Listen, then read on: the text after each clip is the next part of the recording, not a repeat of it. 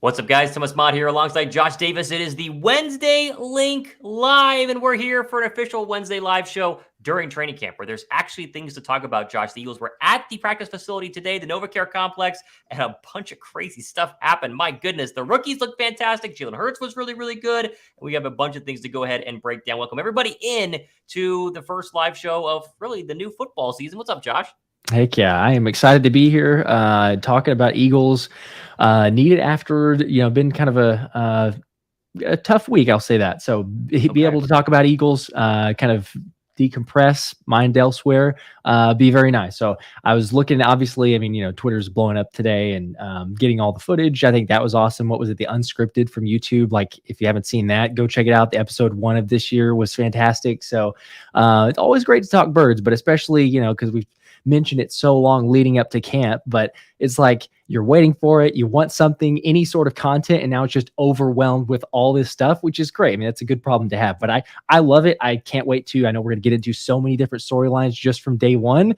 I think both of us have emphasized, like, let's not overreact to anything that we see or hear or whatever from day, but it's still kind of hard. You see something, you're like, oh wait, hang on. I knew that guy's going to be big, and maybe they are, but again, it's just day one. I'm still excited though. That doesn't stop it. No, it's true. I mean, everything that we talk about for the next, I would say week, there's a grain of salt. Everything's going to be taken with a grain of salt. I know a lot of us ran with the headline that Nolan Smith had a couple of sacks. He had basically a strip sack of Marcus Mariota today, forced interception of Marcus Mariota today, but it doesn't mean he's going to have 15 sacks this year, or he's going to start, or he's going to take reps away from people. It's just day one. Nick Sirianni mentioned in his press conference, pads won't come on for a couple of days, and so we won't really get to know about this group until that actually happens. But so far, so good, right? It's very simple. Philadelphia needed to go into this training camp with the same motivation they had last year and the idea that they have to get these young or new pieces up and ready to go. That was my whole focus, right? Same deal as last year. Don't change anything from last year. Just make sure Jalen Carter is up to speed. Make sure that Jordan Davis, post ankle injury, up to speed. Sidney Brown, up to speed. All these young guys, Terrell Edmonds, first time in an Eagle uniform, get them up to speed. And so far, an hour into a full practice, we're up to speed right now. So far, so good. Very, very exciting. Passing with flying colors. I love it. Passing with flying colors. They did say injury-free today. We'll talk about that in just 1 second. Welcome in, everybody, obviously, to the show. Cool Rain says it's finally here. Training camp. Finally a new season. A ton of questions to be answered. Tyler Wall's checking in. Andrea's in as well. What's up? Cool Rain says, Thomas, you need Josh's logo and sign in your room. Well, we can't have the exact same background. It's very similar. We can't have the exact same background, but sure.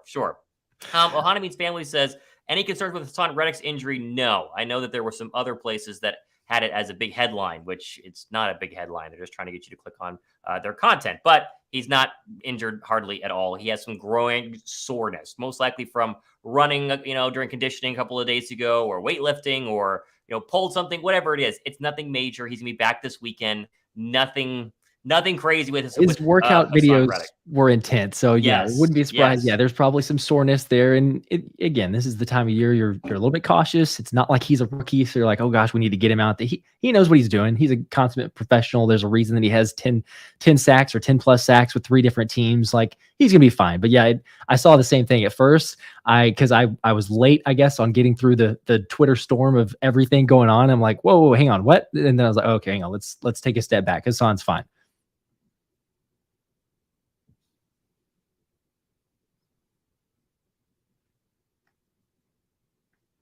Oh, hey, I think we lost you first. Oh, you're muted. Okay. I was going to say, I lost you for a second. Okay.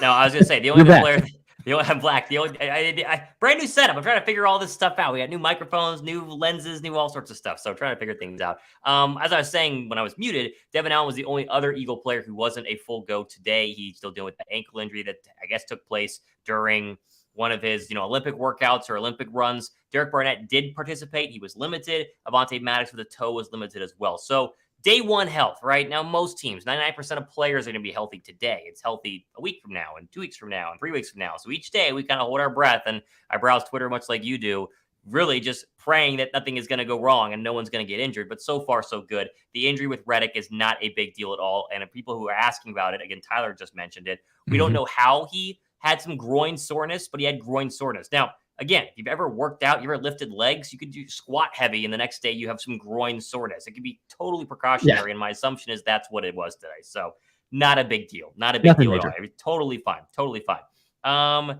Vanny getting in here. Uncle Milty looking good. Mind blown. As I'm going to try to go ahead and throw up there. Is it there? I'm working on this new setup. I should have There you my go. ticket picture up on the screen right now. Although I don't know if I actually have it up there completely like I should. I think I have to go like this and then like that. There it is. There you Now go. it's up on the screen. Yeah, working on some tweaks on the old screen share here, but obviously 2 entries for Vanny into the ticket giveaway. We're going to be announcing the winners here in a couple of weeks. We're getting close to the preseason games. Once we get probably past the second preseason game, I get back from a trip to Europe, then we're going to go ahead and announce those winners. So coming up very soon, get your entries in right now. Thumbs up on both our shows, subscribe to both our shows, and each dollar amount that you do for a super chat gets you an entry into the ticket giveaway. I forget that's coming up. It's right. Yep. That's really soon, right? What's the date on that? August 13th. Me and my girlfriend are going right around the corner. Italy, and it's the day before, we leave the day after the first preseason game. We have a preseason game while we're there, and then we get back, and then there's the Colts preseason game. So 2 of the 3 I'll be live with you, and we'll be fine. So no problem. Sweet. No problems there. We call on Twitter X now. Tweets X, opinions. I don't know. It's not official yet, but they're working their way. Okay, I don't know what to make of that. I don't either.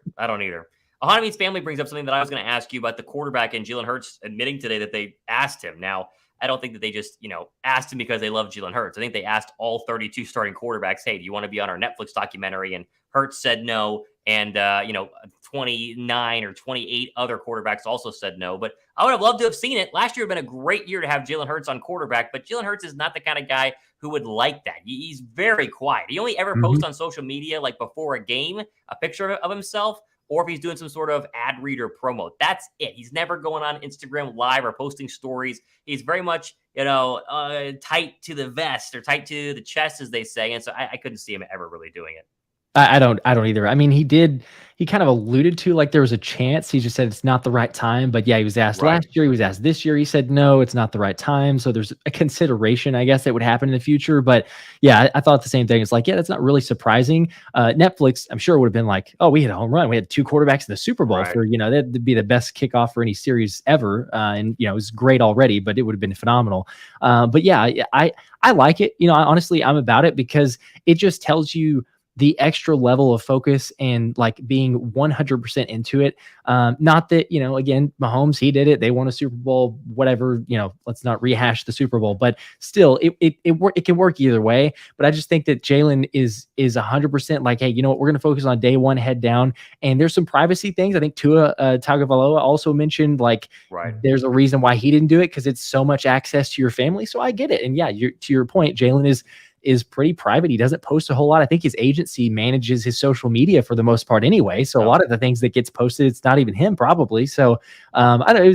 It was an interesting comment or statement. I don't know. It's like maybe there's a 1% chance eventually he's on there, but he said the story's still being told. So at what point, do you say, okay, yeah, now's the time?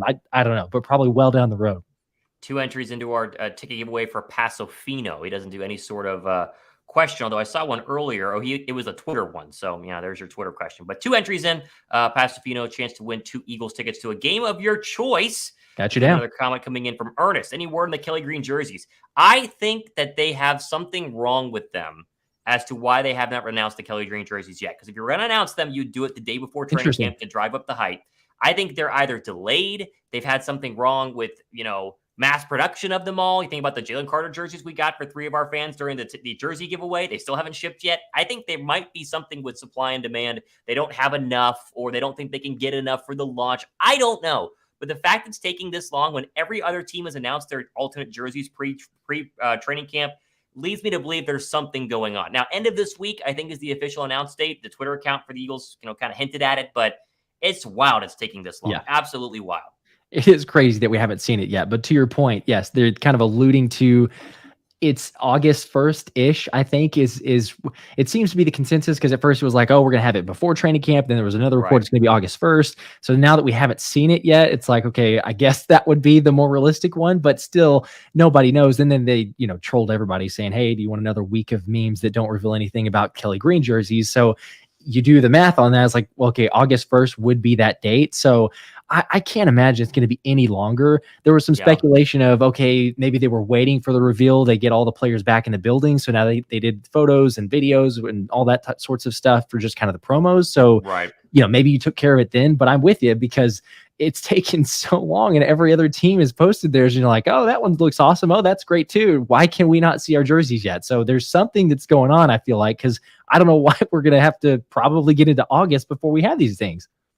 I totally agree. It's taking forever and it's ridiculous. But you make a good point about everyone being in the building now, and maybe because they're all there, you could actually take your promo pictures and kind of figure things out. Although it's not like Jalen Hurts hasn't been in the building all offseason. You could have taken a couple of pics every now and then, but I digress. What are you going to do? Okay, comment down below. Ask us any questions that you'd like. Thumbs up to make sure that you show this show to your friends. Let's get into some of the training camp headlines of the day. Brian Bidding, always forget to say his last name.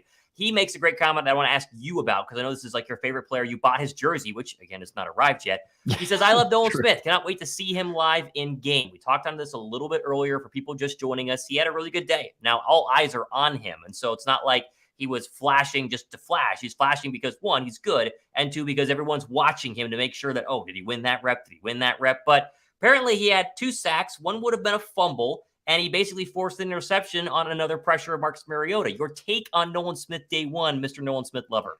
Heck yeah. I mean, I love him. It's just even better. Again, it's like, okay, it's only one day, but the fact that he shows up ready and I mean, the production, whatever you want to say, like air quotes production, but like, it's just day one. It's just training camp. There's a mixture and blend of 11 on 11, 7 on 7. Who cares? Like there's only so much you can glean from that. But I think the biggest thing to me is the fact that from the reports that you mentioned some of the production there, but like he's going one-on-one with Jack Driscoll. And apparently he pretty much handled him first 2, 3, 4 times of the reps. And then he got lined up against, I forgot who the tight end was that was blocking him, but some tight end and he did really well. Yeah. Some backup tight end did really well. So, it's like, all right, it's not the first team. I think eventually didn't he play a little bit against the first team? I think he might have gotten a couple reps. He did. Yeah. He stepped in for Brandon Graham. Yeah. Okay. Yeah. But I don't know if there was, I don't think I saw anything as far as, hey, he made a play or whatever, which again, it's the first team. Like you're matched up probably whether they move him to whichever side, Mailata or Lane. So, good luck on that. But still, there's something to be shown from that of he's still playing, gets some, relatively productive in Jack Driscoll, who's come in and been serviceable. But for him to make an impact like that on day one, and he already got hyped up for the strength in his hands. Everyone knows the speed and athleticism and craziness there, but he's got violent hands. Like that was the report. I saw multiple tweets, even players saying like, yeah, there was a little bit of impressiveness on that. So if the players are talking about it and BG afterwards said, talking about especially the Georgia guys, them boys work. So, they're definitely getting high praise and they're making an impact. But, I guess if you back up and just say, okay, wasn't that what we were talking about all along? Like when we talked about who are going to be the headlines, it's going to be your first round draft pick. So it's not as huge of a surprise, but I mean, again, I'm excited because I love the guy. I think maybe the blessing in disguise of Hassan Reddick and his groin soreness and not being out there is that Nolan gets more of the reps. And so, it's never a bad thing for a rookie to get this type of attention, get this type of reps with the first team, second team guys. So we'll see how it plays out. Again, it's day one. We need to see it really with the joint practices and even further into preseason to get truly a test. But all signs so far, very positive. I mean, I love it. I'm absolutely for it. All signs are positive, and you did mention it. It's the first day, and I will hesitate to crown him the next great pass rusher. I don't think that you did that in any way, but Twitter has a problem in that when you are a beat writer at Eagles practices and you're Elliot Shore Parks or you're John Clark or you're one of these guys we all follow on Twitter, you're not going to write a tweet. A little bit too. That was a pretty good one. He commented and said something like Jalen, what was it? Jalen got sacked the first 2 times or something. He said, yeah, the season's over. The Super Bowl's. Well, see, the problem is that we aren't at practice. Like the average fan is not at practice, so we can't watch every single rep. So we live through the tweets. Essentially, is what we get. And the problem with the tweets is you'll get a tweet that Nolan Smith does this really well, bunch of likes. Oh my gosh, this is great. Did we get a tweet on Nolan Smith losing to Jack Driscoll?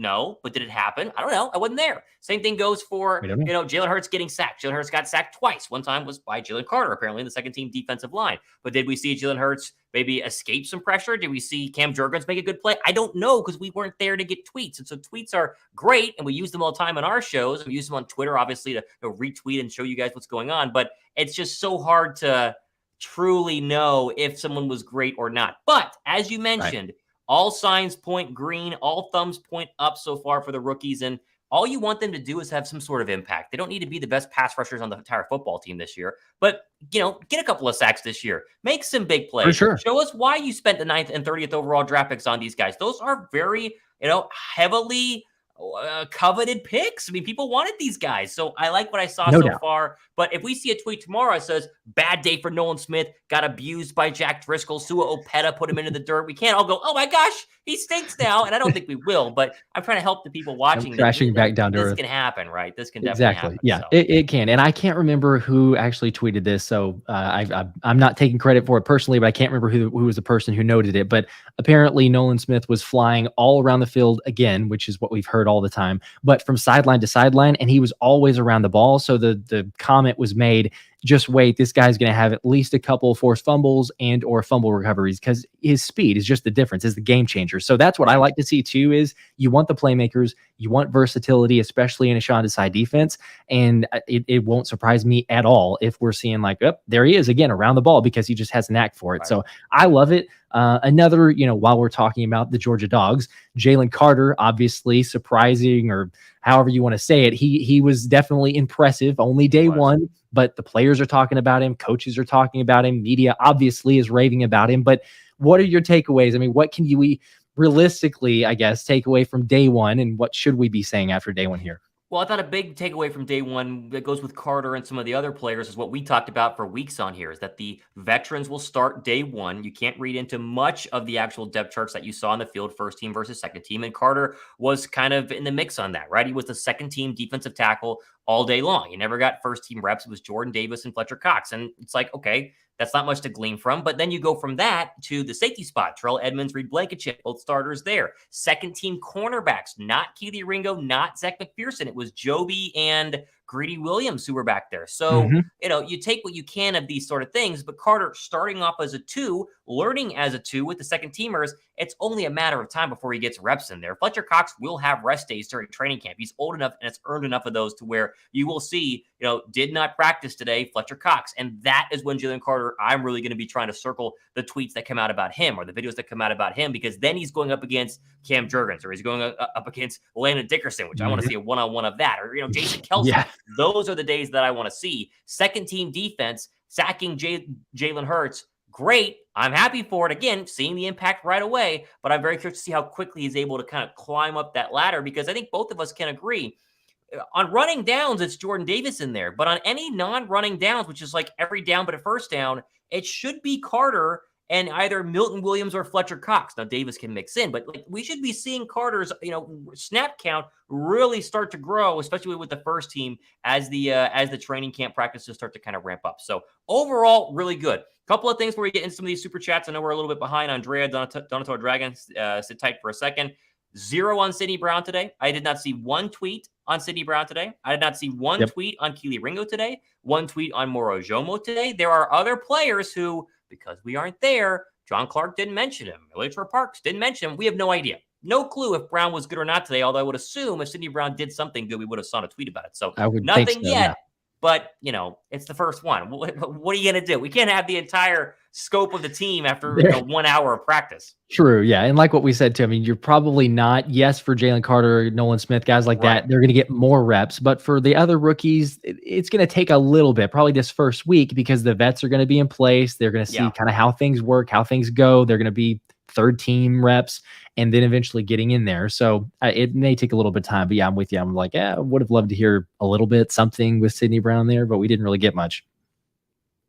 Yeah, you'd think that they would have given us something. I mean, just one little thing. But again, where was the media located? Who was practicing in front of them? Was it more the offense, more the defense? They have multiple fields, multiple places. Ty Zentner, he got mentioned. He had 2 really big punts today. I saw that on Twitter. So didn't get an Aaron Sipos mention, we get a Ty Zentner mention. So, you're trying But to now he's the dissect favorite. this After OTAs, it was Sipos, and after It's one day, hard. now it's Zentner's the favorite. So It's hard to go ahead and dissect after one day, but we do have some super chats here. People joining us. Welcome in Dontel Dragon. He wants the Kelly Greens. He's got 2 entries into our ticket giveaway, which I can throw up on the screen right here. Again, if you're new, first time watching the show, any super chat you do gets you a chance to win 2 tickets to any Eagle game of your choice during the regular season this year, courtesy of myself and Josh. So you get 2 ticket entries there for Donatella Dragon as I try and figure out my new setup here because it's hard with the screen share. We got to fix that. I see Andrea Bland is checked in here. Andrea, I'm getting close to wanting to call NFL Shopper Fanatics to figure out where your jersey is. I've still not got an update.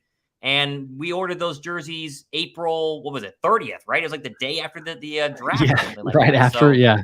It's been we a sent little you the bit. confirmation. We truly did buy them. I put it on my Amex. It's still not coming. So what are you gonna do? But you say with the 20 entry into the ticket giveaway, YouTube NFL package is the only way to watch non-televised games. I believe so. Yes, right. Mm-hmm. If you have DirecTV, you can get Red Zone. I think there's some other providers Yeah, that will have Red Zone, but bits and pieces of it. But yeah, as far as like actually watching the full, I think that's the only. I mean, unless you want to stream it, I suppose. Stream them like legally, a pirate, as Donatella Dragon says. That's the official way to do it. No, I've gotten the YouTube TV. I think I think most of us are just going to do it. It's $300, right? I mean, $300. It's a lot of money, but it's also not a ton of money. You're gonna watch every single game, right? It's like my entire Sunday. So right. I don't know. I mean, I was going to do it anyway. I was going to watch a lot of games, so I bit the bullet and did it. I'm interested now because before, I think we talked about this a little bit, but I had YouTube TV. So if you're watching like the nationally televised games, you're always behind because there's that whatever it is, 20-second, 30-second delay. So don't be on Twitter because all of a sudden it's like, oh, okay, well, I know what happened. But now I guess that everyone's going to be that way. So if you're at the game, you're going to be still live tweeting. So now it's like everybody has to stay off Twitter because otherwise we're all going to be in the same boat of like, oh, okay, we've got YouTube TV here, but we're going to be 30 seconds behind the game. So I don't know. It'll be interesting to see how that works. Alfonso throwing up 2 entries. Jalen Hurts Super Bowl MVP calling it right now. He looked focused today. I mean, his press conference was like, literally, we're focused. They're trying to get him to, bite on some answers and stuff like that, as the Philly media does. Completely focused. Alfonso, 2 entries. Cheesesteak entering the chat here. Cheesesteak 22. He gets 1 entry into the ticket giveaway. I saw another question here. Oh, Jason Coffer says Thomas Mott coverage is better than 97.5. Yeah, I said it. I had not listened to 97.5 hardly ever. Although John Kincaid was a former guy at my station's competitor in Atlanta. And he's now back in Philly, and I always liked Kincaid. So I think Kincaid's the morning show on 97.5. I really don't know. And something like Hugh Douglas's middays with 94.1. They had Devontae Smith on today. They do good stuff, but I just think it's different, right? You want to sit in your car all day, or you want to get the news in 10 minutes? You watch me and Josh, right? It's that simple. So different flavors for different people. It's just that simple. There you go. Well, I agree with what Jason said. So just for what that's worth. Okay. There you go. I appreciate it. Let's see. Oh, Xavier Ragland gets 5 entries into the ticket giveaway here. No comment, but Xavier gets 5 more into the ticket giveaway. Welcome. Make sure you guys get the thumbs up button. And we will, what was that? I'm trying to find these questions. I got to get another monitor set up here to make this a lot easier. But MJ says, Speed guys, we need to flash on days with no pads. Why I'm high on Smith, this doesn't mean a whole lot. Not trying to be a Debbie Downer or anything. First day is so hard to gauge. Now, defense is supposed to win. Nick Sirianni was furious towards the end of practice with some pre-snap penalties for the second-team defense. He was really upset with their lack of discipline, but it's the first day. Now, we don't know who was having those pre-snap penalties. Derek Barnett was on the field, so theoretically it could have been him, although I'm sure a tweet would have come out. But at the same time, it was sloppy today. You had to go there. I mean, come on, it's a decent thought. Yes, it's a decent thought. I feel like it was pre-snap for offense, but you're right. Was it pre-snap for offense? I think it was because I believe, I could be wrong. I believe they were talking about Sirianni just letting the third-team offense have it. But he did the same thing actually to the first team. Did you see that? They said for first couple snaps on 11-on-11s, he stopped the music. He got the bullhorn and just started dropping F-bombs and said, all right, let's reset this thing, and started it over. So I don't think it was the best practice. I mean, from everything you see on Twitter and what we're reporting, again, we're looking at it through the lens of the media that was there, so we don't get the full picture, but it didn't sound like it was the best. So again, it's the first one, day one. You want the energy, you want the focus that Sirianni's bringing. So I'm not concerned, but yeah, it sounds like it wasn't just the third team that was getting an earful from Sirianni day one. Farmhouse Motorsports says I was offensive pre-snap. There you go. Okay. You were right on that one. Let's bring up Sirianni really quickly. I thought he had a very strong press conference today. I was watching that live as I was, working my other jobs from home. Him and Howie Roseman together, as they normally do, to open up a training camp. This is a very different training camp for him, though, right? You go to year one, Nick Sirianni, and he kind of had this goofiness to him. A lot of people in the media were ripping him. Can he take this guy seriously? Will the Eagle players, like the veterans, listen to him? That was a big question mark. Same thing really going into year two. What is this guy going to be able to improve on? How much better is he? Well, now he's a Super Bowl head coach, not a Super Bowl winning head coach, but he made it to the Super Bowl as a head coach. There's only a handful of people that have done that, slightly over 100, right? Maybe less than that, because multiple players have gone to Super Bowls. I feel like the respect factor for Sirianni is way upped in year three. There's a lot more new faces on this roster, and so they're not getting, I knew Nick Sirianni from rookie season. They know Nick Sirianni year three after coming off a Super Bowl. I think he's going to be a little bit tougher on these guys and make sure that they, respect him, get the respect that he demands. And I think the bullhorn today is not anything new, but I think it's a little bit elevated because, all his coordinators were essentially gone, at least the big ones who could have taken over as head coach. The only person with head coaching experience is Matt Patricia on that roster right now. So yep. I think it's a big year for Sirianni, where he kind of goes from this young, up-and-coming head coach that people are interested about but not quite sure to an established top 5, top 10 coach of the National Football League that people understand is one of the great minds in the NFL. I do too. It wouldn't surprise me. He definitely jumped up. You see all the different lists, and depends on who's ranking, is where he falls. But he's definitely elevated just in everyone's opinion. So I like it. I love the fact too, just his messaging. You mentioned it, like whenever he first came on. Let's be honest. I think his initial press conference, a lot of us, including me, was kind of like, yeah, that does not really make me feel good about this. But I've been completely wrong. I'll be honest. And so he's been phenomenal. But I love too. I don't know if you caught it, but I think he used the Mike Tyson, Buster Douglas reference to the team in the opening, I guess his speech or intro, whatever, whenever the players made it and reported yesterday. But saying basically like, hey, look, we may be the favorites, or everyone may be hyping us up and saying we're the best in the NFC and this is just going to happen, but it doesn't happen. And like you're talking about for the live presser, that's what he referenced there. He's like, look, just because we did that, we're not focused. Our goal is not the Super Bowl. Our goal is for day one. We get better each and every day. And I just love it. I know it's kind of like repetitive and just on a record here, but if he keeps with that mindset, I think that's how you get better, because as soon as you start looking like, oh, hey, we're going to do this, that's whenever you get beat. That's whenever teams that shouldn't beat you sneak up on you because you're overlooking them. So I love it. I think that he'll have even more respect after this year. I mean, I'm hoping Super Bowl, but I think that it just continues to grow. Yeah, there's still that small, I would say, what do you think? 15% of NFL fans, 20% of NFL fans who think it's more Hurts, or it was more Steichen, or more Brian Johnson, or more A.J. Brown and Devontae Smith than Sirianni. I think most of us buy into the idea that Sirianni is the mastermind and he is the glue in this whole thing. But there is a little cohort of NFL fans who wouldn't take him over half the coaches in the National Football League to coach their team. And this, I think, is the year where if they back up what they did last year, the rest of the National Football League buys in, right? A lot of us were bought into Jalen Hurts 2 years ago. Last season, the rest of the NFL bought into him, right? This is Sirianni's year for the rest of the National Football League to buy into him. And, a lot of people kind of admit that he's a top 5, top 10 coach in the National Football League. Dontel Drag got 5 more entries into our ticket giveaway. I was excited to see Eagles Unscripted, but that intro slapped me back to February. Feels good to get Eagles content. The Unscripted was good. I watched the first 5 minutes of it. You hate watching Jason Kelce pour his heart out before a Super Bowl and knowing that they're going to lose, right? Anytime Super Bowl 52 is on TV, NFL Network, I watch it. I've watched back 57, once. And one time I watched the highlights, and it's brutal. That's one more time. Absolutely brutal to watch. You still haven't watched it then? I mean, bits and pieces, but I can't. I don't know. At some point I may, but yeah, knowing how it ends, I'm kind of like, yeah, I can't. I really can't do that.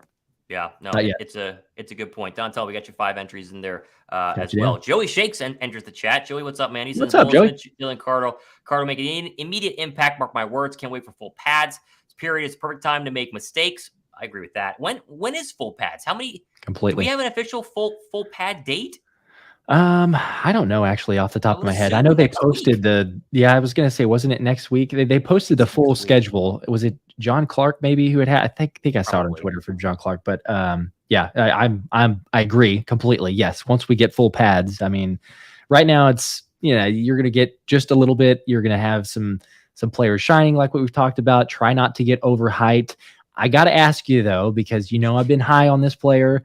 You know that I've talked about linebacker, and we think there might be a Oh, I possibility of forgot needing about to this. acquire someone. Maybe Yes. not. Now, Howie did say in his opening presser, he said we are open at the linebacker position. We're considering all options. So I have no problem with that. I love it. Yes, you're going to see what you have, but this is the time for players to make plays and to do something. And Nicholas Morrow took first team reps. But I, for the life of me, could not see a single tweet about anything that Nicholas Morrow did. Yet Christian Ellis was taking second team reps, and he got another interception, and everyone's blowing up Twitter saying he's incredible. Now, again, it's just day one.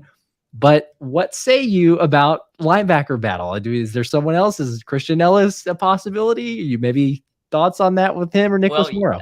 I didn't see any Morrow tweets either, but I also didn't see Nakobe Dean tweets at all today. And That's we're not all true. going to rip That's fair. Nakobe Dean. That's fair. Yes. I'll say this. Morrow is very intriguing, but I don't buy it yet. I just can't buy this idea that a second-year guy who did literally nothing last year from a linebacker standpoint. Just to make sure you mean Ellis. I meant Ellis. Yeah, I meant Ellis. Okay, yeah, I meant Ellis. Buying into Ellis is hard because we're saying that this guy who didn't do anything last year is now suddenly, and this is based off of OTA footage, going to be a starting linebacker in the National Football League. It just seems a little bit, far-fetched, and I know it's happened in the past, but getting an interception off Marcus Mariota today didn't seem like that big of a feat. Marcus Mariota had a terrible day at camp. Absolutely awful. He fumbled the football on that Nolan Smith almost sack and then threw a pick off another Nolan Smith pressure. It was a bad day to be Marcus Mariota. If it was Jalen Hurts in 11 on 11s, maybe you could start to kind of think about things. I'm not trying to say I don't believe in him at all, but I think if there's one player who's been overhyped for Philadelphia during the offseason, it's got to be Christian Ellis, and I will take a long time to believe it when I see it, and I think you're going to have to wait till preseason to truly believe it. Now, that's fair. Again, I don't want to be a hater, but right now, I would bet a lot of money on him not being the starter week one. Now, it's a long preseason. We have 17 games or 17 days until the first preseason game, right? I mean, we still have a lot of time, so he can get better. But I think that the interception today only hurt the idea that Christian Ellis is this really great player because all of us are going to buy into it. And if he doesn't perform to starting linebacker levels, we're going to be like, what the heck happened? I was told he was fantastic. So I get it. You got to pick every single practice. You can't do that in the game. I hear you. Yeah, no, I'm definitely more so obviously on the Ellis train of trying to actually say that there's going to be something, but it's very early. We need to see it in live action with pads in the preseason, like you talked about.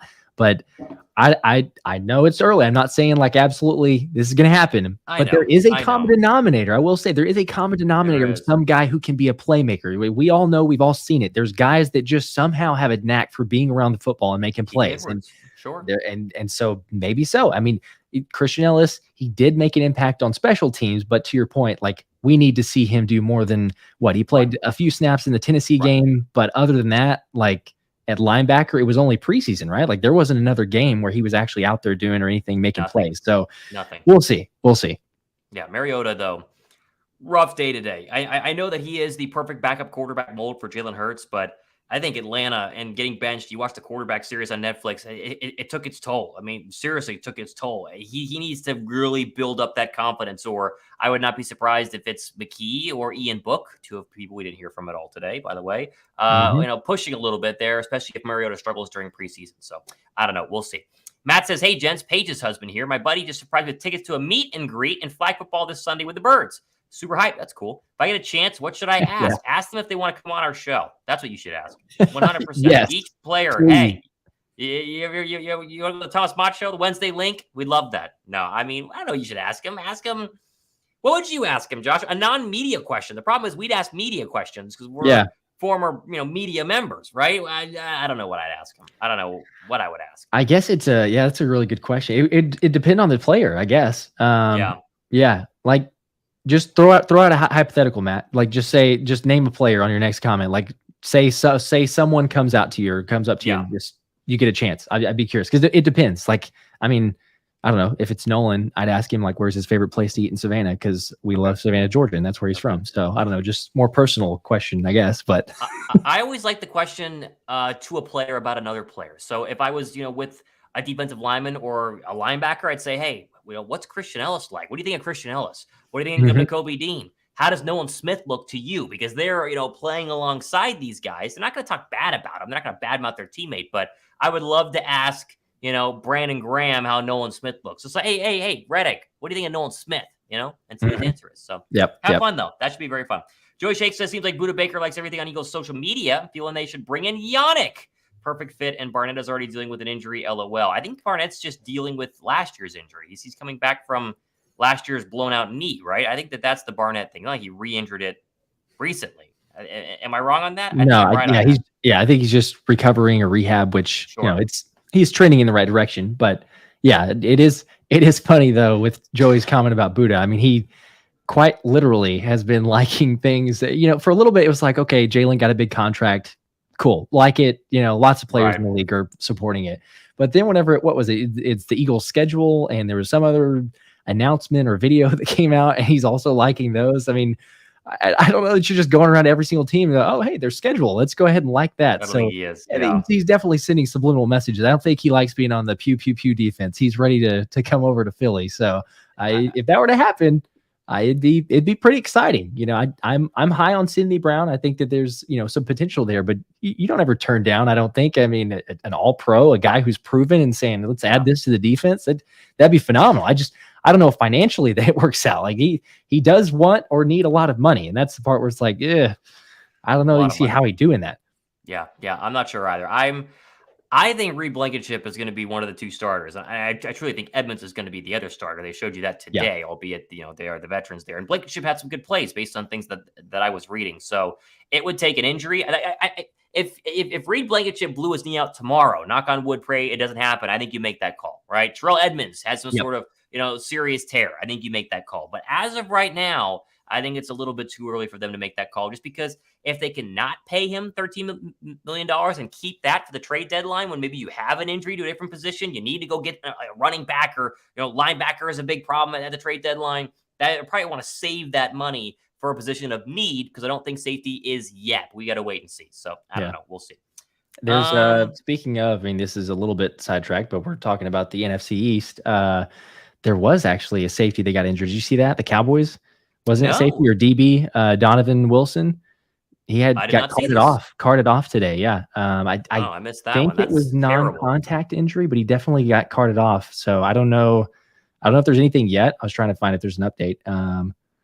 It was something with a calf. So I don't know if it may not be as big of a deal, but to use a cart and not be in a walk off on his own, I was like, yeah, you never wish injuries on. So we talked about CJ Gardner-Johnson as much as you may like him or hate him, how that ended. You never wish injuries. So it just might be another thing they're dealing with. So hopefully, knock on wood, though, we don't have to deal with that.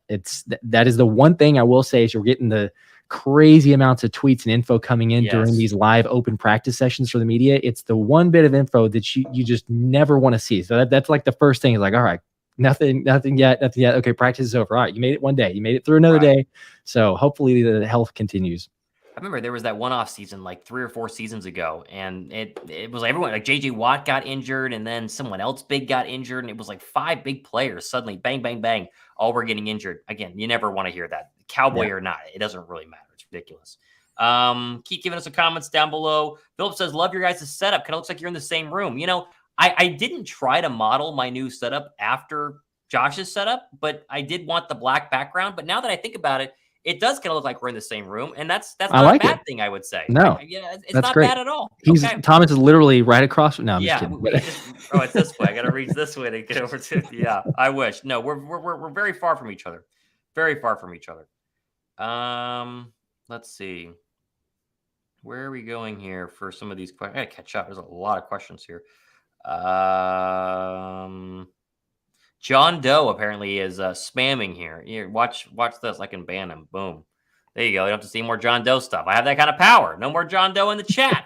Nice. That's funny. Trying to think of any other storylines today that we might have missed here as we were going. Oh, Cam Jurgens starting at right guard over Tyler Steen. 0 Tyler Steen tweets today. We also didn't get any Cam Jurgen tweets either. I think there was one I saw that talked about his speed and agility, but there was no one-on-one. He lost a battle, he won a battle. We didn't really get anything on that. Again, day one, not like they were going up against each other because they're out. There's no pads on, but interesting to see, as we had talked about, Jurgen's most likely starting. How long will he start before that tweet comes and say Tyler Steen will be the guy? Is it going to take a preseason game? Is it going to take joint practices with Browns? I don't know. But Steen starting today, Jurgen starting today, pretty much what we expected. Yeah, for sure. That's what, even in Nick's presser, he's saying, hey, he's going to be the starter. It's his job, I guess, to lose at this point. But again, it is, like you say, first day. So we'll see. Besides, though, the very opening of practice where, it's like, hey, Jeff Stoutland, is back in session. You see a few highlights of Cam Jurgens, I guess, blocking a blocking dummy there, and then that's it. So really cool. I don't know if we should glean anything from that, but it'll be the interesting battle. That's one of many. I mean, I'd say kind of the top three for me are probably linebacker position, safety, and right guard. And that's probably for a lot of people, but those three are the main ones. There's lots of other positional battles, and just curious to see how it plays out. But I think those are the main three. The running back will be interesting too. We saw some of it, looking through some of the reps they were taking, but we've thought it's going to be a committee approach, but it definitely was today, because I think from what I was able to gather, it was just about every running back was on first, second, and third team reps. So there wasn't really a clear-cut favorite in terms of the reps that they got. Although if you were to try to pick a favorite, I think maybe Swift won, in the sense of he was used in a bunch of different ways in the passing game, which is not surprising, because we thought, hey, he could maybe line up in the slot. You can get him in motion, get him in the backfield. So that part will be really exciting to see, especially for an offense that, let's be honest, did not throw to the running back too often. So to get that extra piece, I can't wait to see that. I think it'll be really, really well added. Yeah, I totally agree. It was funny watching the first tweet come through as I'm scrolling, waiting for the 10 a.m. practice, and Rashad Penny got your first official first team rep at running back. And you're like, okay, that right there was proof that it's going to be full on committee, because if they truly were going to put, the number one idea, it would have been Gainwell, because Gainwell is their true number one back at the moment, because he's been there longer and knows the system. But because they're clearly going by committee, and Sirianni said that in his press conference today, Penny being first was like, okay, all right, well, that basically confirms it, because I saw Boston Scott tweets today. I saw the Swift tweets that you saw today. Penny, didn't see a ton of Gainwell tweets, but they're all there. Even I didn't see a Trey Sermon tweet. Yes, Right on cue. We saw there was a Trey Sermon is going to be hard to cut tweet from Elliott Shore Parks today. And I was like, here we go again. And he also said he's having a fantastic day, like 15 minutes into practice. And I'm like, what? Of course. Please explain in 15 minutes. What does that actually encompass, having a fantastic day? But, still, you got to talk about something, I guess. Stretched really well. He stretched so well and looked so good stretching. It's unbelievable. Sometimes I think Elliott Shore Parks, he's probably the most followed kind of Eagle beat writer guy. Sometimes I think the Eagles pay him to hype up people the way they can trade him later on. It's like, oh, we absolutely love Trey Sermon. And then the Eagles are like, hey, anyone want Trey Sermon? Look, we love him. Like, Elliott, he's at practice. He just said it's fantastic. Maybe so. I think what is his bio on Twitter is it's better to have a bad take than no take at all. So he definitely he's had some bad takes. That. At times, I think he intentionally goes for the contrarian, just because it's like, all right, people are going to talk about it. So I don't know. Sometimes it's good. Other times I'm like, that's crazy. I think he's one of those plants, didn't live in Philly, didn't grow up an Eagle fan, but works and covers the team. And so, it's like what I did in Atlanta. I was the Atlanta Falcons postgame show host. I'm not an Atlanta Falcons fan, but you can fake being a fan pretty darn easily, and you can tweet about the team, but it gives you an ability to be more contrarian too, right? You can rip somebody on a team you don't care about way easier than we would want to rip Jalen Hurts or rip somebody else. I have a feeling, I don't know if he's ever admitted it, I just have a feeling about it. Love to get him on the show, though. I've tried. I mean, the guy will not respond to messages, although he is with Odyssey. 94 WIP is Odyssey. I think you have to go through the Odyssey people to get these guys on the show. So I don't know if he just ignore me, but I don't know. We'll see.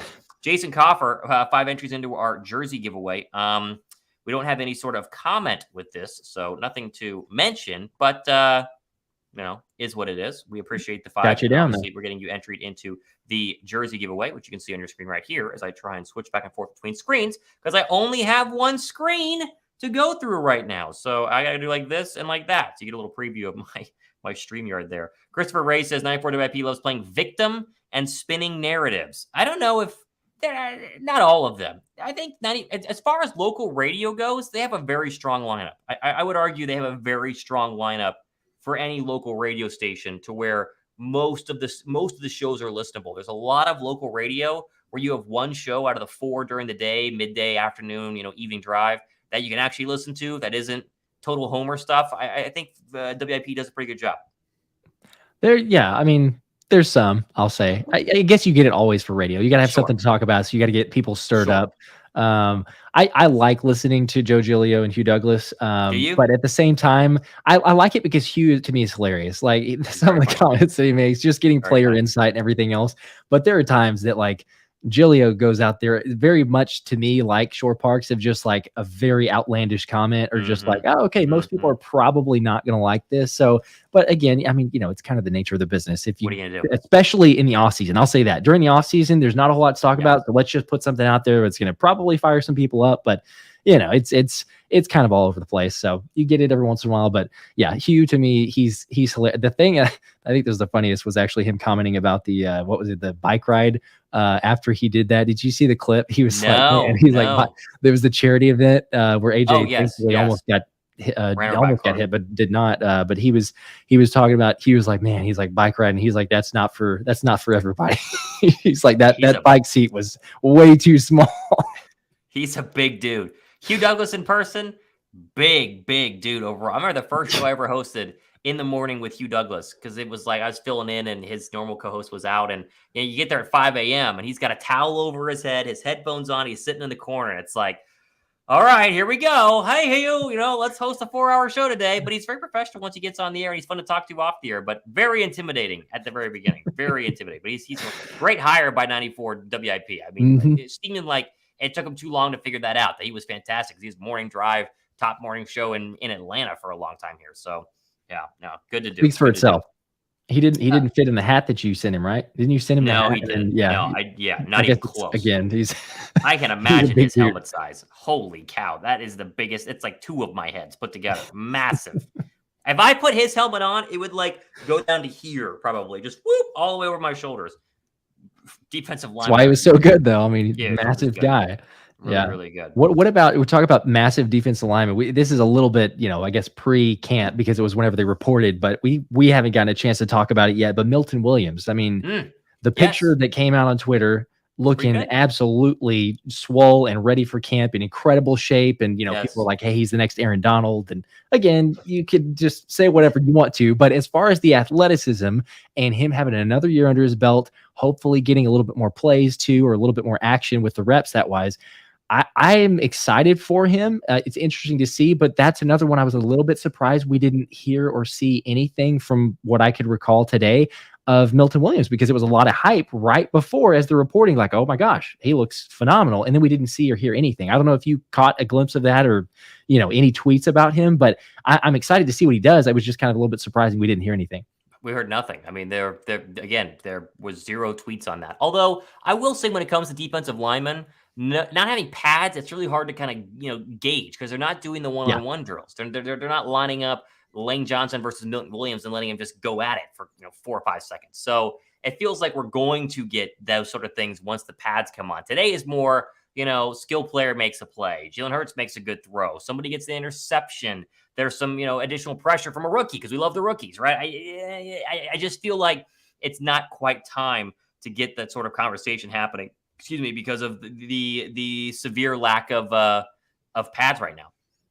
Yep, that's fair, and I think it definitely probably, I don't know, shades towards the players that are the super athletic whenever you don't have the pads, because it's even more so about speed and everything else there. So that probably makes sense in that. But I will be interested too once we see the pads, because it's not a surprise that Nolan Smith shines in this element, because you want a fast, crazy, ridiculously athletic player, especially 7-on-7s. I mean, that's the players that really play well. But you put the pads on, we're going to see starting a little bit more realistic of what does this thing actually look like, and that's what I'm excited of. I still don't know. I'm going to have to look that up and figure it out, because I still don't know exactly when those pads come on. I think it's next week, but that'll be I guess, more of the true test of like, okay, what is this going to look like? Yeah, it's going to be very interesting to say the least, in terms of how it's going to change day to day. How will our YouTube thumbnails and titles change from day to day. That's kind of the one thing I We'll keep see. wondering. What are people going to put on there based on a tweet? What are we going to talk about? Yeah. Based on a tweet. Always got to have something though. So I think we missed Jason's question. Or he said, he didn't post it whenever he did the super chat, but I don't know if you see that here now. He says, my question was, who is going to shine on defense? Rookie. I'm assuming which rookie is going to shine on defense. Take your pick of the Georgia players. I mean, come on, right? It feels like you go with. Yeah, I still think Jalen Carter. I think the Eagles are the best player in the draft. I think it's very, very clear that he was the best player in the draft. And I think there are a lot of NFL teams who are kicking themselves after the past 2 months of everything we've heard about Jalen Carter looking like he's in better shape, and Jalen Carter, staying out of the news, and Jalen Carter, looking like he's faster and stronger and all this sort of stuff. I think there are some football teams that went, yeah, maybe we should have actually taken a risk on this guy. Maybe the whole character issues weren't a big deal. I mean, might have made a mistake. Who knows? Now, again, today, I think Brandon Graham mentioned, and I think it was Kelsey too, about how he's in the right spot because he's around the right people. He's around his guys. And so some other teams probably just said, we don't have the infrastructure. Philly has the infrastructure. So you can't blame a team if they don't think they have the infrastructure to handle him. But I think there are a lot of people that are going to realize that they might have passed on a really, really good player. Yeah. And like you're talking about, the infrastructure to get him in this group. I mean, it's not only like, hey, we passed on him, but we actually let him fall to the Eagles, like the perfect situation for him to be in. So yeah, I wouldn't be surprised. Again, I'm super hyped on Nolan Smith, but in terms of like how much he's going to get to play versus Jalen, I don't think it's going to be very close. I think Jalen's going to have a lot more snaps. I think both are going to play well, but yes, to your point, I think Jalen Carter has probably the more realistic terms of like, could he win defensive rookie of the year or be able to really make a solidified impact? I think it's more likely for him. And he's got even an extra chip on his shoulder. Not that he didn't already, but I don't know if you saw the comment about the Madden ratings. He heard or saw what Bijan Robinson's was, and he was like, yeah, I saw he's an 81. I'm a 79. So it's kind of like, I would have liked to be the top rookie, but they didn't have me that. So I think he's maybe a smaller extra side mission of like, all right, I'm gonna see it. Get them to update those stats or those ratings pretty quickly. So it's never a bad thing, especially for it's just interesting because people always doubt, and from the draft they question the work ethic and the character and does he have the want to and all this other stuff. And I think that teams like you're alluding to are probably at this point going like, oh gosh, okay, we might have missed the mark here because it's seeming to check all the boxes now with what we're seeing and hearing. So I love it. I'm excited. It's only day one, obviously, but I can't wait to see it till we see more. I think preseason is the time for Jalen Carter to shine. Remember, Jordan Davis and Nakobe Dean had a couple of snaps. It was like maybe 5 snaps that everyone freaked out about in preseason. It's kind of your hint that, hey, these guys are going to be pretty good. That is when they're going to have to get a real chance to shine, right? There's the starters come in. They give you a couple snaps. You see A.J. Brown catch a first down. You see Jalen Hurts throw a touchdown pass. Whoop-de-doo, we all get excited. Then there's that little gap where you see Jalen Carter play a couple of series and Nolan Smith play a couple of series, get very excited. Then the rest of the game is, Tanner McKee throwing a Deion Kane. And you just kind of, think maybe this guy will make the roster, maybe he won't. I don't know. But that little snippet of Carter and Nolan Smith, Ringo mixed in there as well. When these rookies get on the football field for preseason, it's going to be a bunch of fun. Baltimore, isn't it? Baltimore on August 12th is the first preseason game, which we're going to be live during. I believe that's that's kind of, when things are going to get going. So I can't wait. I mean, literally August 12th is how many days away? 16 days away. Right around the corner. Think right now it's right around the corner. We're getting close to 2 weeks away. So it's crazy. They start playing, the training camp starts and then 16 days later you have a preseason game, but these guys have been playing. Which I'm glad because we really needed it after it felt like forever to get here to the off season or to the training camp part because off season was so long. But yes, now that we're here, it's like it does. It's like it takes forever to get to training camp, and then as soon as you do, though, it's like, oh wow, preseason, and the preseason's over, regular season, and you just take off full speed. So it's great. I mean, it could get overwhelming at times in terms of content creation because it's like the reverse effect. Before we had no content, and it's like, gosh, what do we talk about? And then all of a sudden, it's overwhelming with. There's so much I got to go through of like, okay, what am I going to cover? What are we going to talk about? All the different storylines. So I don't know. There's always something, but I shouldn't complain because I would much rather have that than the off-season lull of like, oh my gosh, what are we supposed to talk about now? So it makes it exciting.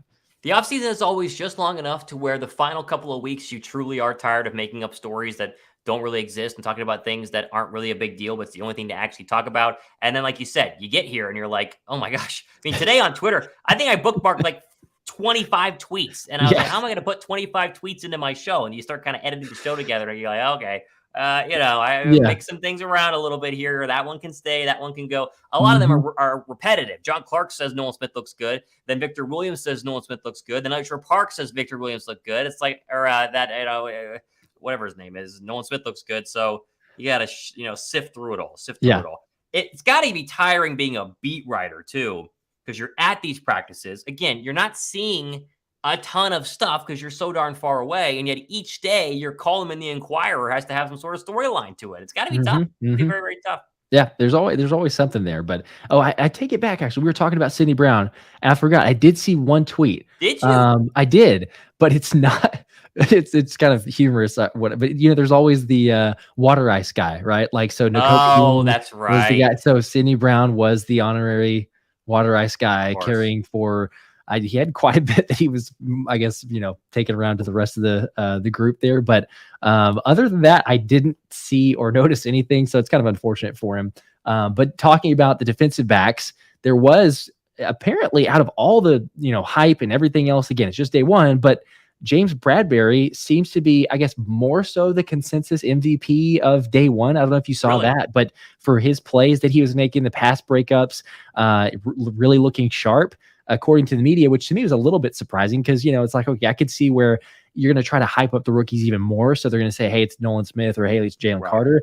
But it was more so James Bradbury. And I wonder if that was the fact that he was left off the top 100. Did you see that? He got left off the NFL's rankings for the top 100. And you're like, are you kidding me? This is a all pro here and you don't make the top 100. So I don't know. Is it extra motivation? I don't know. But what are your thoughts there? It's good to see positive signs. But again, I don't know if that's the extra motivation factor or is he's just like, hey, you know what? He's a consummate professional. This feels like the revenge tour here. Jalen Hurts, no love year 2. Year 3, he balls out. Everyone loves him. It feels like that's what James Bradbury could do. James Bradbury was really good. I mean, he was really good last year. You talk about second team All-Pro, makes you feel like he should be obviously in the top 100. You see people like Mac Jones gets in the top 100 over James Bradbury, and you kind of go, what are we doing here? It doesn't make a lot of sense, but I digress. Okay. I think he is trying to go out there and improve. And I think the Super Bowl loss where, people blamed him, like you could have played better in the secondary, but is it all James Bradbury's fault? No, but I think he took it personally. I think he realizes that he can be a top 5 cornerback in this league. I think last year proved it to him on the right defense with this pass rush, Darius Slay on the opposite side. He can become one of the great people we talk about. We talk about Jalen Ramsey. We talk about, Patrick Surtain. And we talk about, Sauce Gardner.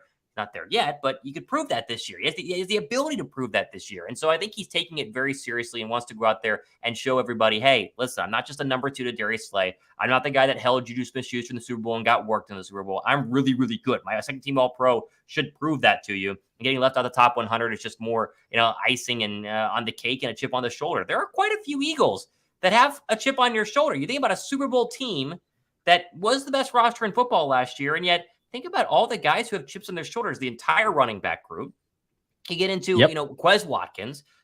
I'd say Cam Jurgens probably has a chip on his shoulder. You go defensively, Jalen Carter, Nolan Smith definitely have chips on their shoulder. The linebacking core all does. James Bradbury does. Reed Blankenship and Terrell Edmonds. I mean, everybody. It seems like everybody actually has a chip on their shoulder on this roster, and yet they should all be kind of bloviated a little bit after what they did last year, being the best roster in football. So it's good to see. It's really good to see. It's a good thing to have. Much rather have chips. Yes, 100%. For sure. Yes, get people motivated. You obviously want to make plays, but yeah, it's never a bad thing saying like, okay, yeah, this guy's extra motivated here.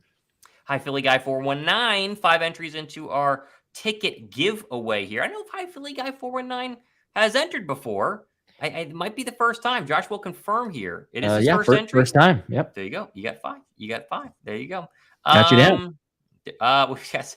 What is this? I see Matt Johnston. By the way, he's a Cowboy fan, but he is part of the reason why my studio looks so good. He works for the Mavericks. He's one of their lead videographers, and he helped set up my entire studio. I FaceTime him like once a day, asking Premiere questions and asking camera questions and asking stuff. We're still trying to dial in the microphone, by the way, so Matt still has a little bit of work to do. But yeah, he's in here. He's a buddy of mine.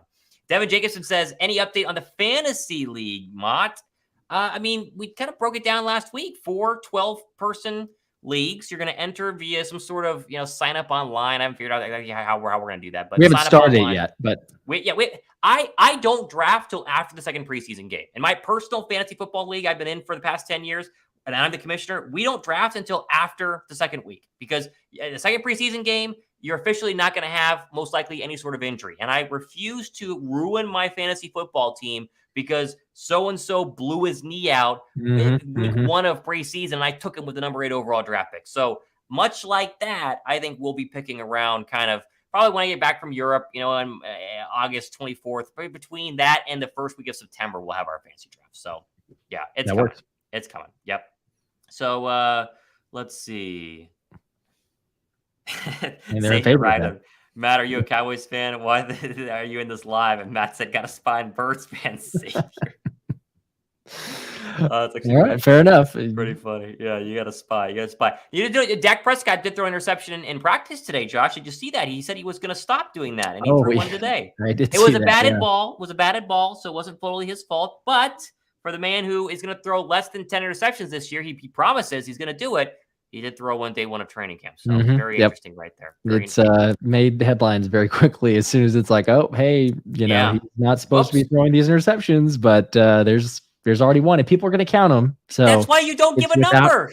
Don't give us a number, because we're going to count. As soon as he throws the first one, 9 to go, it's like, okay, 8 to go. It's, and I don't know if you saw, but like after, so, that whole comment that got blown up whenever he said, I'm not going to throw 10 interceptions, or it's not going to be 10 interceptions. Yeah.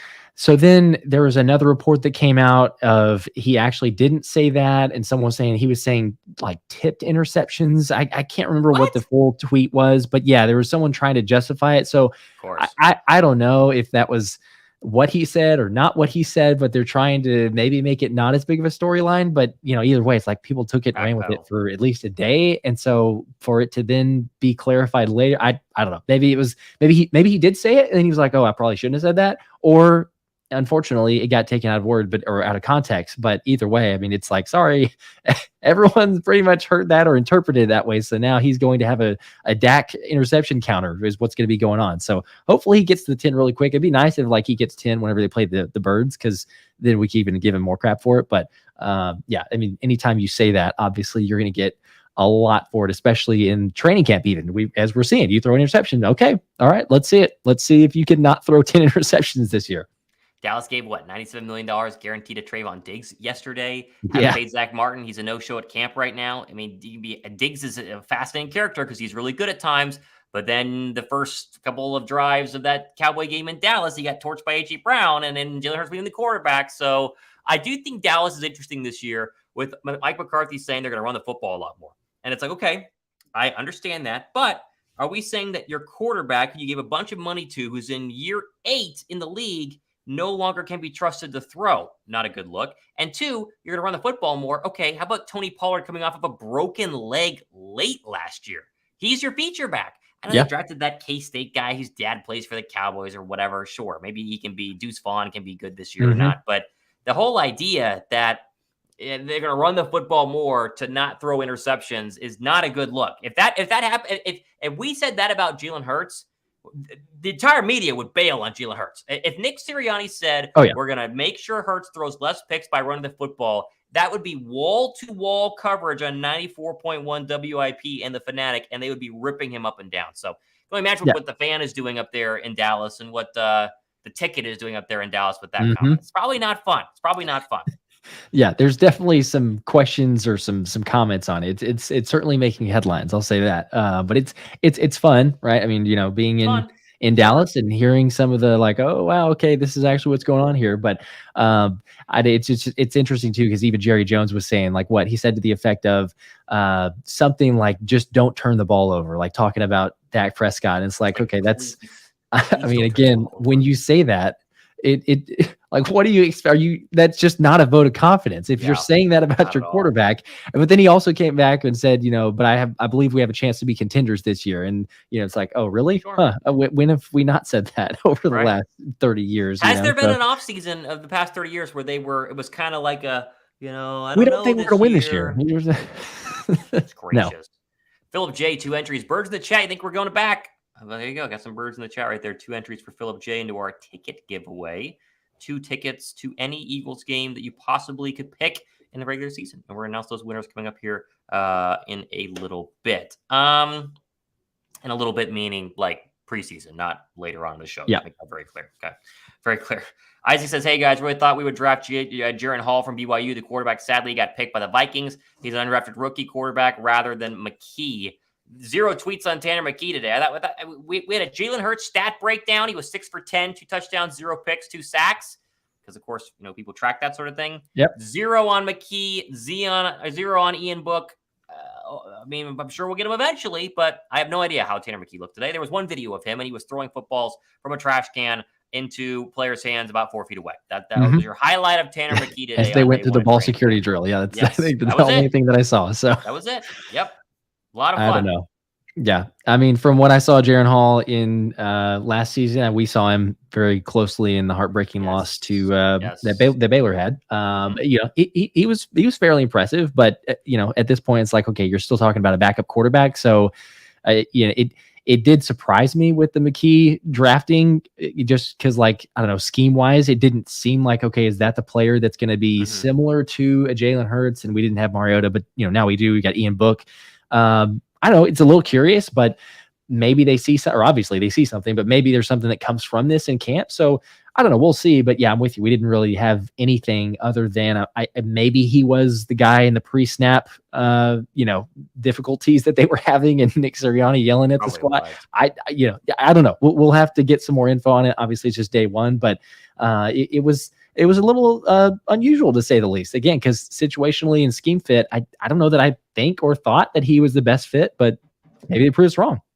Tyler Wallace says, Thomas, who's the number 1 player off your fantasy board this year? I don't want to say, because my girlfriend, I can hear her. She's in the other room, and she's in my fantasy football league, and she's made it to the championship game back-to-back seasons. Despite me being the number 1 seed each year, I lose first round of playoffs, number 1 seed. But it's never good to be number 1 seed going to the playoffs. Terrible. It's like terrible almost idea. Every time. Works. You never make works. Yeah. I don't know who. I mean, if you're the number 1 overall pick, who do you take? That's the question. It feels like you would go Christian McCaffrey or who's the other running back that you would take? McCaffrey, because Justin Jefferson could be in there as well. I don't know. I just don't want to be number 1 back. Like, if you think he's going to prove something, but he got a deal done, which is kind of shocking. I didn't think it was going to happen that quickly. I don't know though, because then there's the talk of what they had the RBs getting together on some sort of Zoom call saying, "Don't take the money," not verbatim, but they said something about, like, what if we were to make injuries seem like they're a bigger deal? Like, if they got kind of banged up, then they would be like, "Oh, I'm injured for multiple weeks now," which right.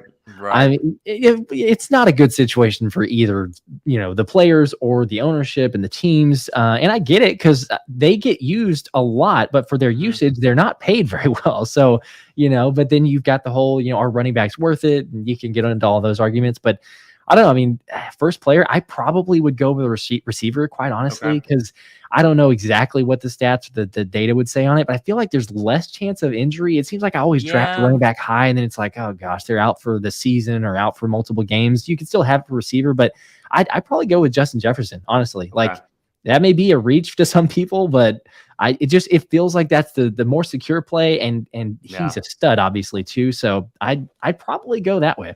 It's a very good point. I feel like I would go running back, because I feel like receivers are so deep this year. I mean, I feel like you get a receiver anywhere, but I also feel like running backs are deep.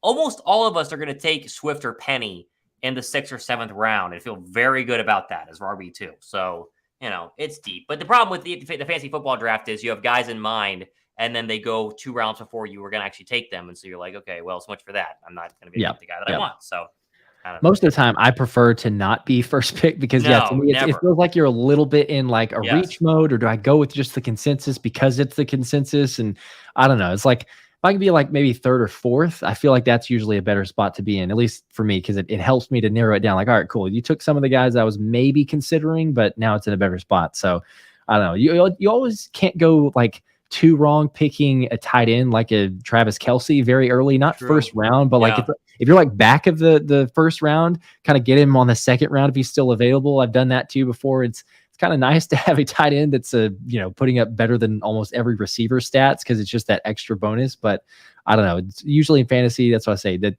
the first pick, it used to seem like it was I don't know, maybe it's changed, but it seems like 10 years ago, it was like, oh yeah, you want the number one pick because you know exactly who you're getting. In today's NFL, it seems like it's not. There's a lot of other guys you could go with. I totally agree. Eighth is beautiful. Ninth is beautiful, right? Because you pick ninth in a 12-person league, you get a good guy in the first round, and then you swing back around, you get to pick again. You pick first, you get the good player, and then you wait 24 picks to pick again, and you're like, oh my gosh, this is insane. It's brutal, but what are you gonna do? Nap time, 10 entries into our ticket giveaway. Try to go Birds, bold prediction, Hurts, MVP, Penny goes off, 10 touchdowns. Okay. This could happen, and we get you locked in here to our ticket giveaway. If I can get the thing up on the screen right there. There we go. 10 entries into the ticket giveaway. So we got you locked in. Penny could be one of those guys that doesn't have a bunch of yardage. He could be a 7 touchdown, 450-yard guy. A couple injuries mixed in here and there. Goal line is used a bunch. Not a bunch of yards, but gets a lot of touchdowns. It could be a very good RB4 on your roster. You could throw in there, heaven forbid, something were to happen. Or he gets hot. Kind of like Kenneth Walker last year, right? Walker did nothing early on. You kind of kept him on your bench. And then suddenly you thrust him in there for a couple of weeks, and he's getting a bunch of carries at the goal line. You get a lot of touchdowns. So I would agree. 10 plus is a big number, though. That's a huge. I mean, Tony Pollard got 9 last year, and they gave him franchise tag for $11 million.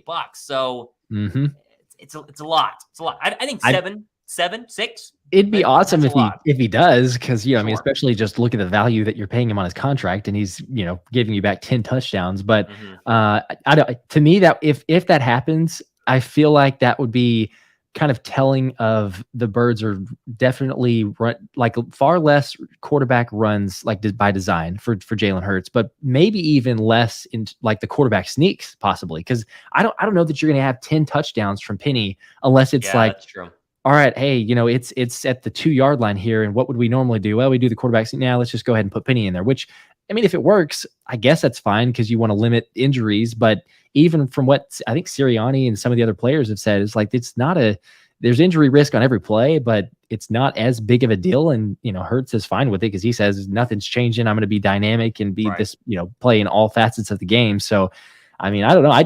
I'd be happy for it, though. Don't get me wrong. I mean, if Penny does that, I think that he still can play really well behind his O-line. But yeah, that's a good number. If we got 10 touchdowns, that's a good season. That's probably also saying that we're most likely up on teams at the end of games, and he's just running through teams. So I wouldn't doubt it. I'd love it. I would love to. I'm very curious to see what the running back rotation is going to be in preseason, right? Because you're not going to want to. You get 4 running backs, but you don't want to use any of them. I think it's going to be Trey Sermon is going to go ham, and then do they have another running back on that roster behind Trey Sermon? I don't even know. I don't even know if there one on there. I'm sure that I'm there trying is. to think of who it is. I don't know who it is. Is it Kennedy? Kennedy Brooks. Kennedy Brooks? Yeah. The Oklahoma guy who went to Ohio State. That's who it is. It'd be a lot of Kennedy Brooks. Yeah, because they're not going to want to run Penny. For sure. Penny of all of them, I think he would be the least likely. He may get a series, I think, or 2, and then it's gonna be all right, let's pull the plug. You're good. Let's wait because his injury history, it just makes no sense to put him out there more than that. Yeah, I totally agree. All right, we'll do 1 or 2 more comments here, then we'll wrap up for our first Wednesday Linc Live of training camp. Any other questions here? Alfonso says, I think the defense potentially get more sacks this year. My response is what Tyler said. We don't get to play Wentz to get 9 sacks. So, that's true. That helps a lot with that number. On to the football. 9 sacks is a big number, and you're playing good quarterbacks this year.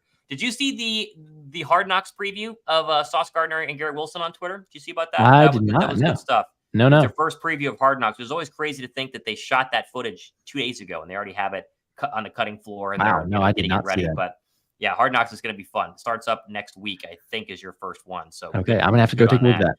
Yes. Always some good stuff. Mike Rowland says, any news on Nolan Smith? Mike, you might be a little late to the party. We talked about Smith a lot here. News-wise, I don't know what. Curious what type of news. I mean, he looked good today. Yeah, other than. There you go. That's news. He looked good today. It's day one. He impressed. I mean, I'm happy about it. Yeah, he looks good in drills. He's athletic. He's a freak. We're hoping for big things from him, but there wasn't in pads yet, so we'll see. And also curious to see how he does against either Mailata or Lane. Like that's a much bigger test than what he's going up against with second team. Speed is what gets me so excited with him because that's how he's going to be good, right? He's not going to win with power. He's going to win with speed. And the reports today were speed. He was quick off the edge. He was beating people off the edge. What makes Micah Parsons so good? Parsons is lightning quick. Von Miller, lightning quick. Absolutely lightning quick. Speed is what's going to make his season and career worth it. And that was what you kind of heard today. So good news on that. So, all right, we're going to wrap up. We obviously have plenty more training camp stuff coming up next couple of days and weeks. You have training camp every single day. I think they'll have their first rest 2 days from now. They go 3 on, and then they will go 1 off, and then 3 on, and then 1 off. So plenty of content. Be sure to subscribe to Josh's show, subscribe to my show, and stay tuned for plenty more great content all off-season training camp long. We're very excited about what's going on here. For Josh Davis, I'm Thomas Mott signing off. See you guys. We'll see you.